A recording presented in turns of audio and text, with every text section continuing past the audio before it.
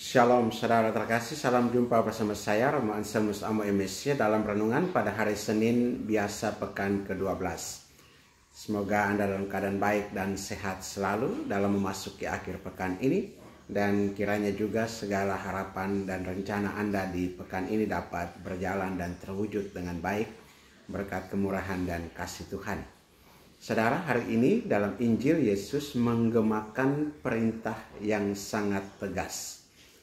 Jangan kamu menghakimi supaya kamu tidak dihakimi.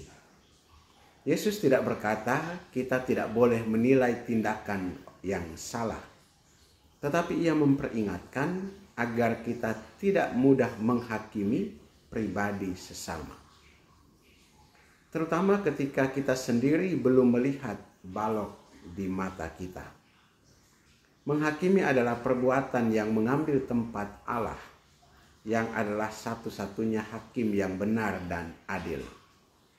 Santo Agustinus berkata, jika kamu melihat seseorang berdosa, tangisilah dia, dan bukan hukum dia.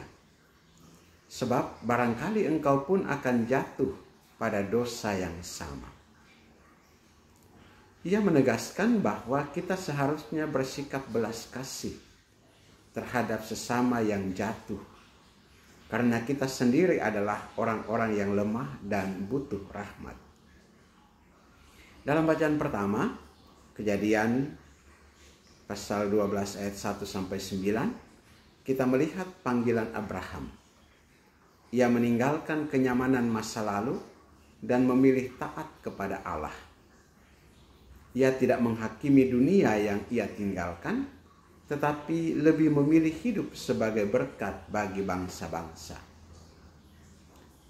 Aku akan memberkati engkau, dan olehmu semua kaum di muka bumi akan mendapat berkat. Yesus memanggil kita untuk menjadi pembawa berkat, bukan penghakim orang lain. Saudara-saudari terkasih, dalam hidup sehari-hari kita sering tergoda untuk menjadi hakim atas tindakan orang lain. Mengomentari, membandingkan, menilai, baik di media sosial maupun dalam relasi pribadi. Yesus hari ini menegur kita, mengapa engkau melihat selumbar di mata saudaramu, sedangkan balok di dalam matamu tidak engkau ketahui.